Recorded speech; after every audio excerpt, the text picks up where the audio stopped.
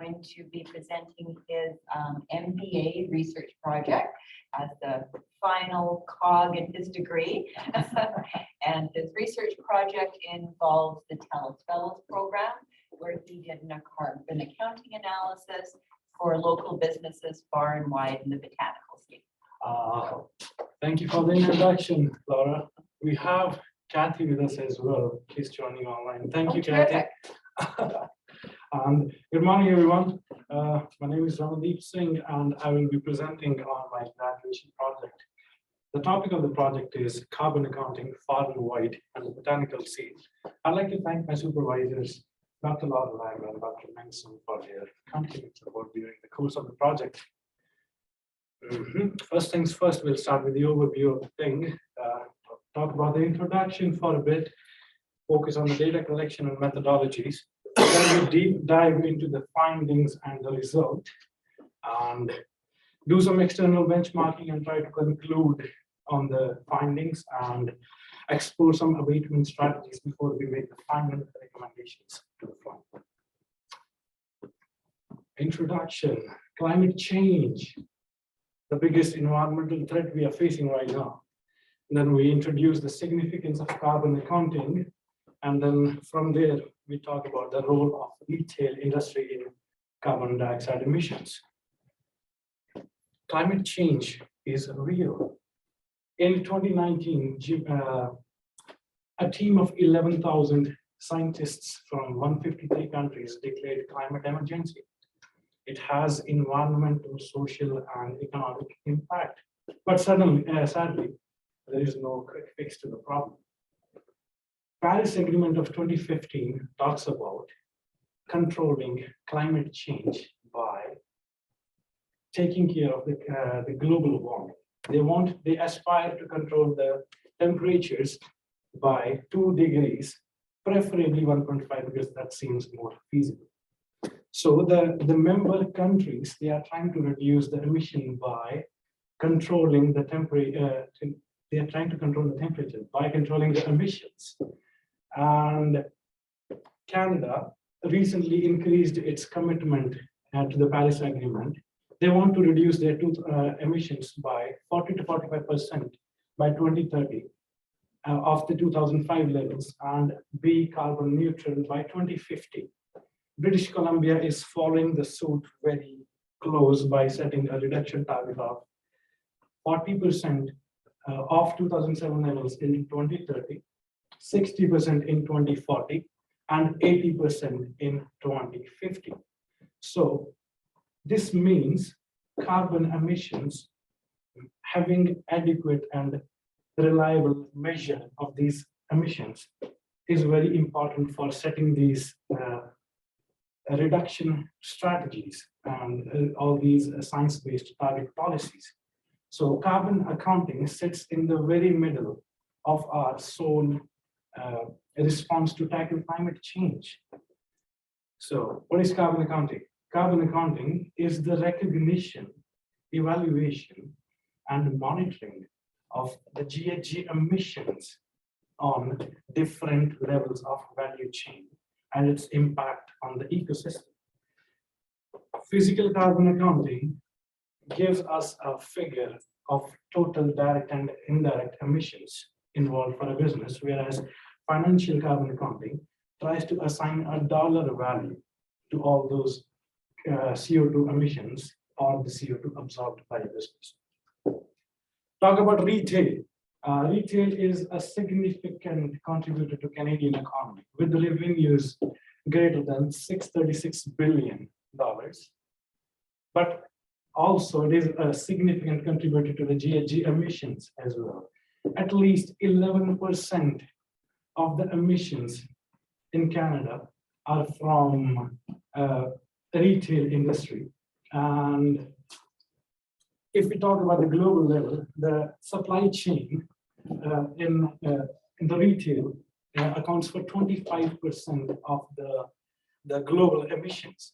Since 95% of the retail employees work in SMEs, small and medium enterprises, it only made sense for us to decide a partner that was, giving us a fusion of retail as well as SMEs. So founders Brian and Kelly, they started Kamloops Collective Studio in 2017. 5 years later, they had 2 brick and mortar stores in downtown. Far and Wide, it's a gift shop that deals with home decor, candles, bags, and exclusive gift items. Whereas Botanical Scene, it caters to plant lovers with their amazing collection of exotic imported and tropical plants. Let's switch to the methodology here. World Resource Institute and World Business Council of Sustainability Development framed a protocol called Greenhouse Gas Protocol in 1998. The main objective of this protocol was to standardize GHG reporting internationally. So what this protocol does is it lists all the sources of emissions and then kind of segregates them into 3 scopes. Scope 1 talks about direct emissions from all the business controlled resources and facilities. Scope 2 talks about indirect emissions from the purchased electricity or any sort of purchased energy. Scope 3 is all about optional indirect emissions from transportation and other indirect activities. So before we have all these lists of activity, we have to create organizational boundaries. Then organizational boundaries help us with elucidate a list of activities, and on top of it, we apply operational boundaries that help us segregate those activities into different scopes. This study uses financial control approach to set up the organizational boundaries. And up next, we have operational boundaries. So if we closely look at the scope 1 emissions, it only enlists the heating and the emissions from the website. The business did not hold any manufacturing unit. They do not own any transportation vehicles. So those things are in the gray. They are not included. If we look at scope 2, it's all electricity. Scope 3 talks about upstream and downstream transportation and employee commute for the main reasons because there is no data available on events and workshops. We can't. The study was not. We were not able to find data on the number of the customers those were showing up for those events, and they are not doing any sort of tracking or after sales services. So there was no information or no scope of sold goods and services as well in the scope 3. Data collection. This study uses Hydro's and 4D's bill for the year 2021. We also analyzed annual transactional data to find out the transportation, upward and downstream transportation expenses. SurveyMonkey helped us to get information anonymously from employees on their commute, their timing, and their preferred choice of vehicle they use. And lastly, friendly composting, a local farm's impact report educates us on the CO2 emissions that were saved because of using a sustainable composting practice. Scope 1, so stationary fuel combustion, both the stores combined used 360 gigajoules of natural gas, emitting 19.3 ton CO2. And talk about digital website emissions. They have 2 websites, farandwidekamloops.ca and botanicalscenes.com. farandwidekamloops.com, it emits 1.2 gram of CO2 for every search. And the Botanical Scenes, it is 2.19 gram. Jointly, they are emitting 4.08 ton CO2 for an estimated 100,000 views annually. Moving forward to scope 2, both the stores had a combined usage of 105,000 kilowatt hour for the year. And since 98% of the electricity used in BC is from hydro, it's clean energy. So the usage only emitted 1 ton, barely 1 ton of carbon emissions. Moving forward to scope 3 emissions, upward transportation. This study, we use a spend method. Spend method gives us a CO2 emission for each dollar spent in regards to that activity. We don't have, the business did not have any transportation on their own, so they were relying on the transportation from the delivery partners and whatnot of their suppliers. So, and they were just paying. Most of the times they were not paying. They were, after they reach a certain expense amount, they get a delivery fee. So only a small fraction of the delivery, expenses make it to the tally, and their Energy Protection Agency actually listed carbon emission factors in 2018 for US industries and commodities. And since this industry, this report was using emission factors from 2018 for a USD in 2018, we had to use the US inflation calculator as well as the adequate Canadian to USD exchange rates to kind of narrow down to the total emissions, which is 8.7 tons for the upstream transportation. Downstream transportation, the business uses Canada Post to ship all their online orders to the customers. So compared, based on the money they spent on those transportations, the emissions only amounted to like 0.5 tons, 0.9 to be precise. Employee commute, 8 out of the 9 employees, they drive. So with assuming an average speed of 50 kilometers per hour, employee commute as approximates to 7.4 ton. Looking at this emission source summary, scope 1 and scope 3, if we see, they jointly account for 97% of the emissions here. And if you look at the KPIs at the bottom of the table, it says they are releasing 4.54 tons per employee and 40 grams of CO2 for $1 in sales. Which means $100 sales in the store equates 4 kgs of carbon dioxide.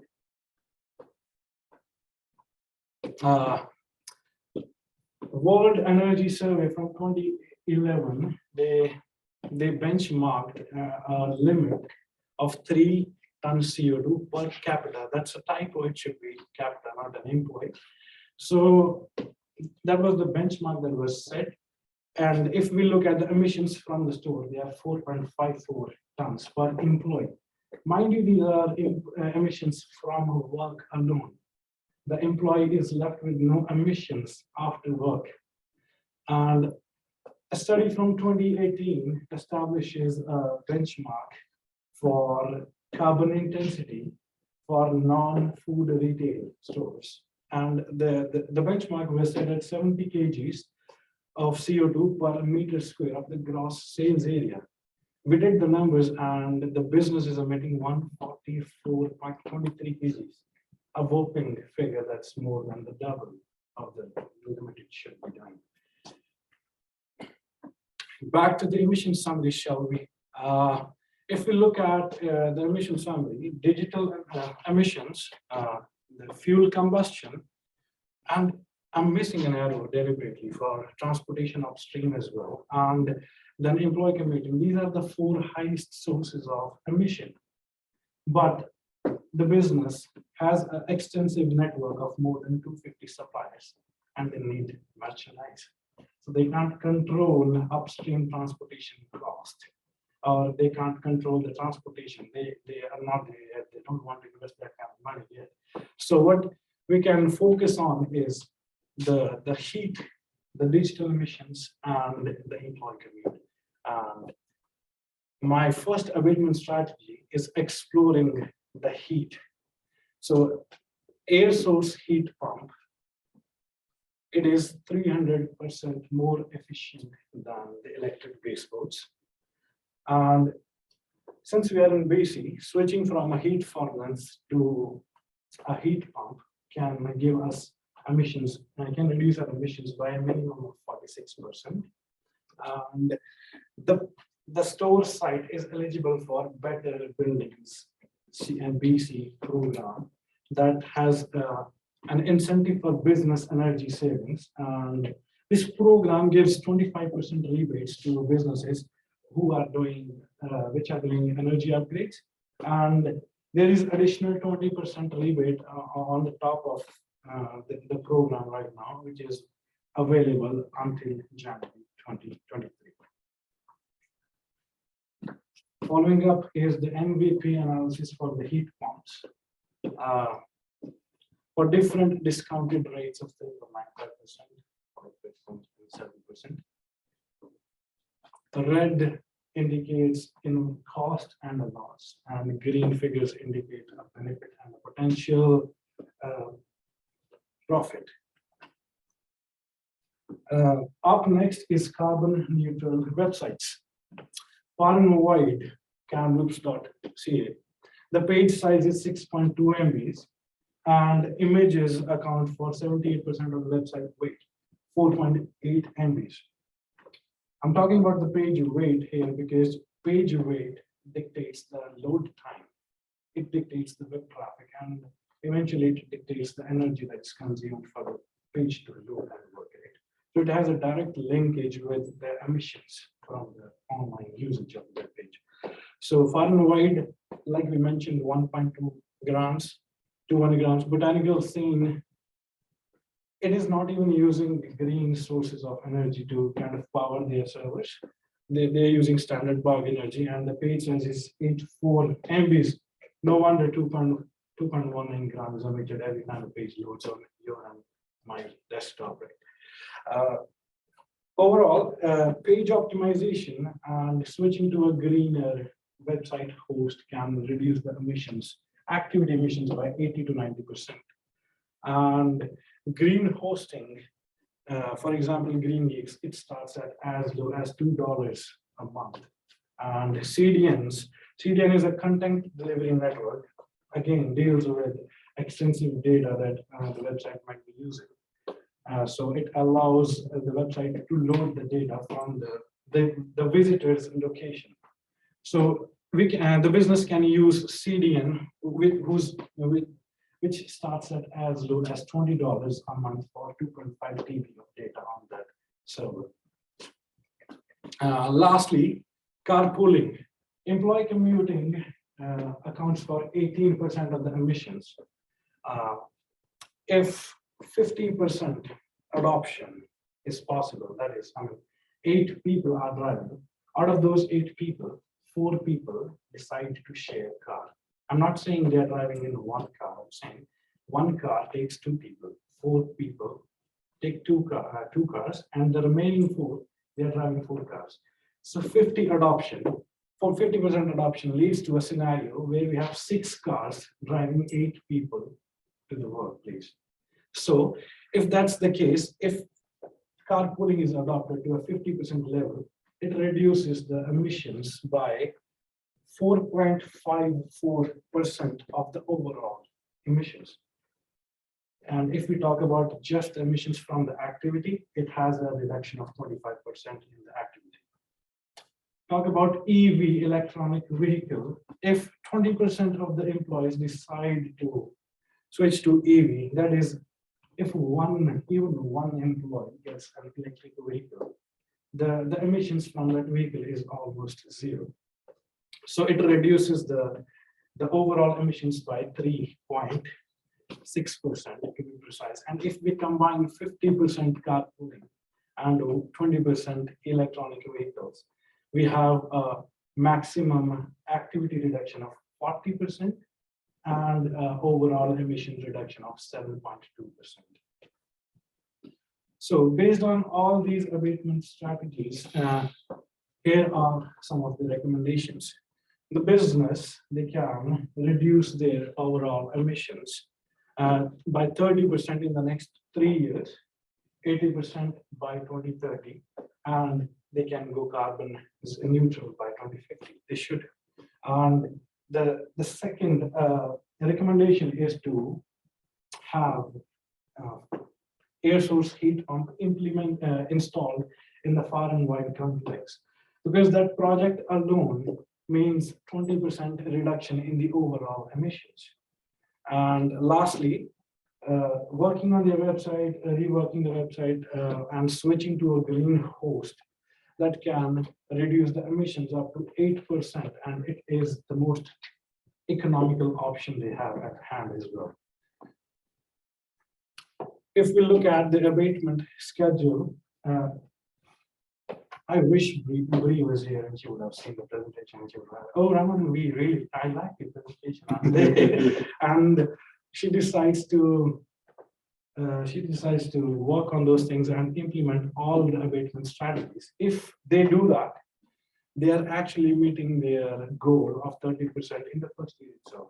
Talk about the reduction, we have 14 tons of reduction in the first year itself. If we are able to implement all these three strategies, and we have 34% in the first year.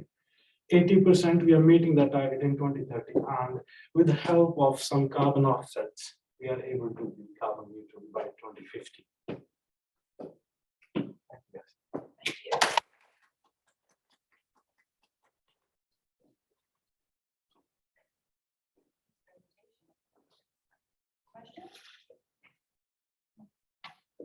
Yes.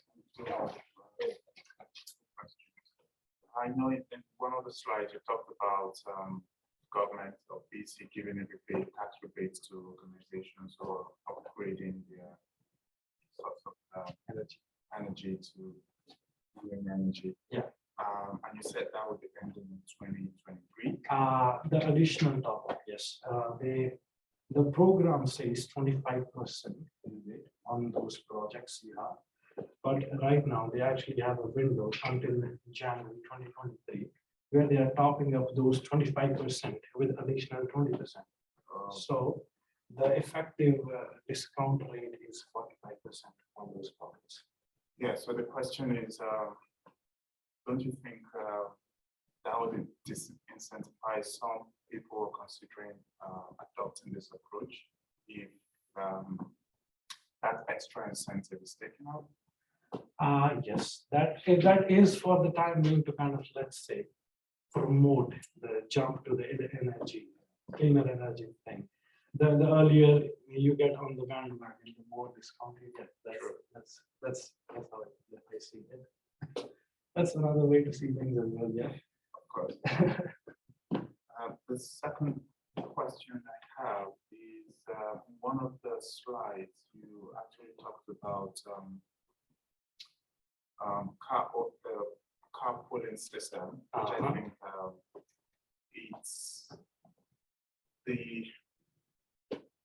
it's your sample size was for 9 employees, yeah. 8 car owners and 1 individual. So that means for a store like say Superstore where they have maybe 100 employees, yeah, this can be multiplied. Would it be a multiplier effect or it's a straight line multiplier? It will be. It will. I believe it will have an exponential effect, because another fellow from last year, he was dealing with a store that had 35 employees, and their emissions from employee commute was actually more than the total emission I had. So when he was talking about the same principle I just talked, his emissions reduction were half than what I had. So it's imagine 30 employees, and he is able to reduce more than 50% of my product's emission. That's the impact they have. So I believe with more number of employees, and definitely it means more pollution, more emissions. But if we bring in the same concept, it can actually mean more reductions as well. Okay. Yeah. Thank you. I have one comment and one question. The first question is, you talk about the estimated number of visits for the web page per year. How did you estimate that? It was just something that when I was calculating the commissions online, it was giving me 10,000. They had the website calculator had the options for 10,000 and 100,000. So 10,000 was very less on an annual basis. So I went ahead with 100,000 option. Okay, so you can actually get the data from YMY and know the actual visit number. That's a very good point. I was not able to reach out to those guys and get the web traffic, but I can try and see what we can do and make any changes. I ask this because this is quite amazing because we find that even from the website we can have like 10% of the emission. That is quite high, and from the reduction is it's way cheaper than this carpooling and the EV option. So it seems like a very good place to pack it on. So I saw many like other projects and no other project talk about this digital emission. How did you find this emission? This was the first. Actually, this was the only proprietary asset they own. They are operating from leased buildings. They are operating from leased buildings, and so I had to. This was the first emission source I had in my mind. Computer engineering.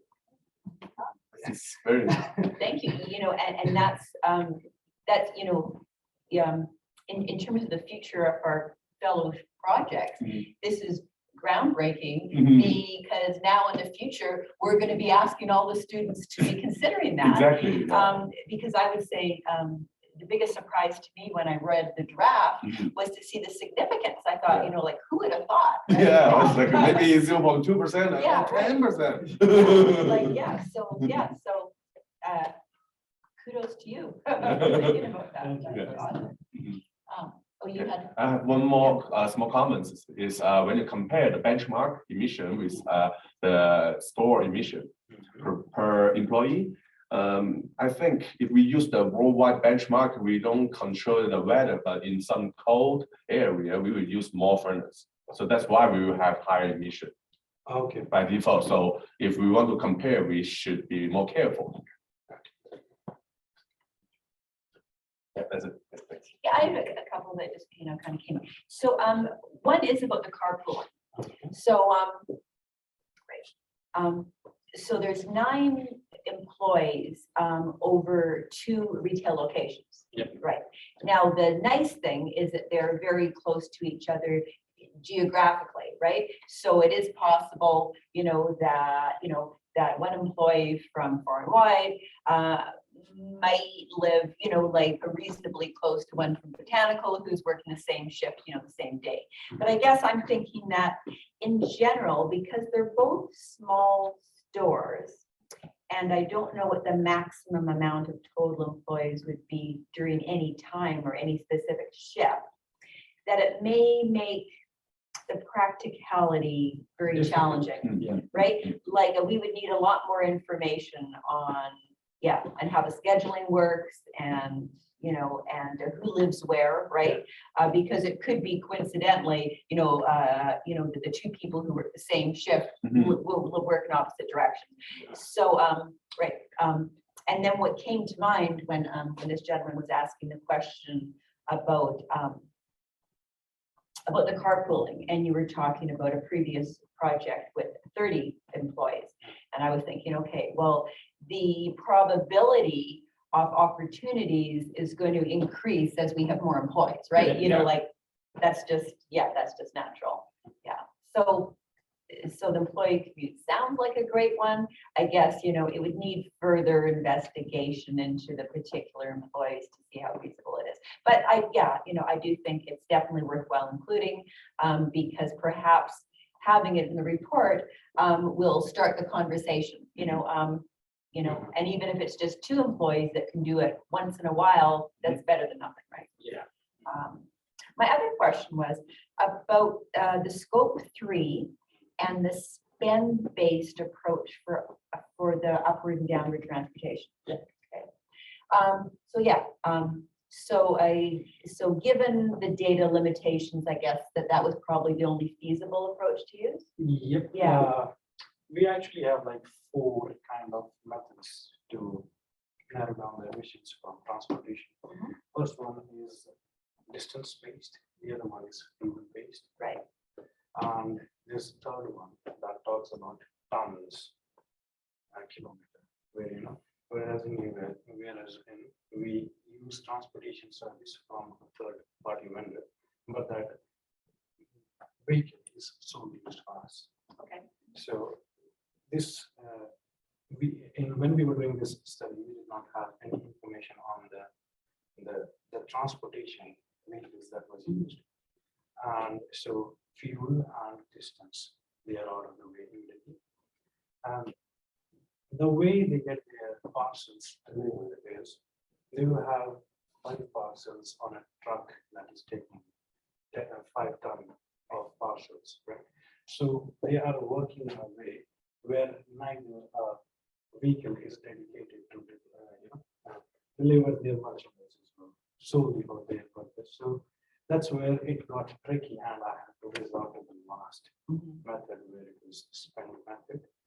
That kind of gives me an estimate of the emissions based on the dollar amount I used for the emissions. Right.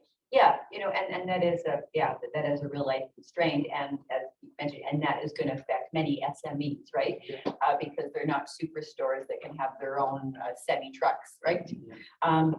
So on that point, so when you were explaining some of the complications, because because if the business orders over a certain dollar figure, they're not paying for transportation, then that's really leading to an underestimation.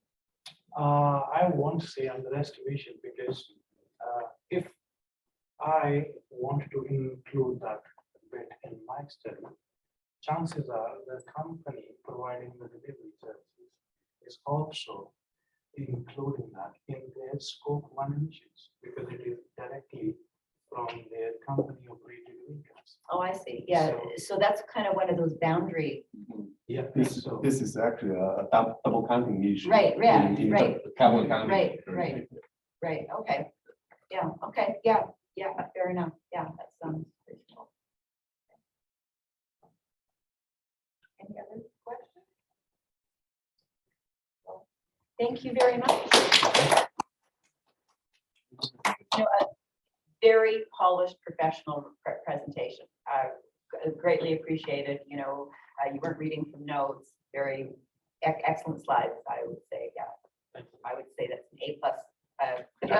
Good job. A+ presentation. Yes, very good. If we were to put grades, but with projects we just pass or fail. But you get a very bold pass. Yes, A+. Yeah. So, yes. Congratulations. Thank you. Yeah.